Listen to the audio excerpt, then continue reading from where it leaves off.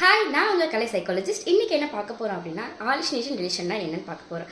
ஹாலுசினேஷன்னா ஒன்றுமே இல்லாமல் அதை நம்ம மனப்பிரமையாக எடுத்துக்கிறது. டெலிஷன்ஸ் அப்படின்னா இருக்கிறத வேற ஒரு கற்பனையை நம்ம எடுத்துக்கிறது, போலியான இதுன்னு சொல்லுவாங்க. ஸோ எக்ஸாம்பிளுக்கு நீங்கள் ரோட்டில் நடந்து போயிட்டே இருக்கீங்க, ஒரு கயிறு கிடக்குது, அந்த கயிறை பார்த்த உடனே உங்களுக்கு ஒரு பாம்பு மாதிரி ஃபீல் ஆகுது அப்படின்னா அது டெலிஷன் சொல்லுவாங்க.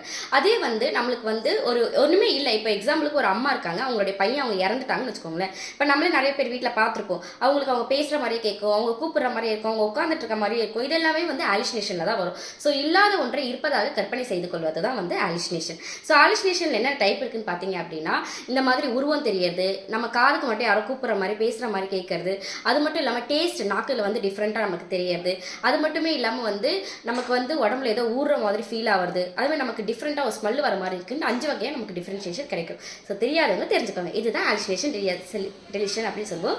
நம்ம சேனலை மறக்காமல் சப்ஸ்கிரைப் பண்ணுங்க. தேங்க்யூ.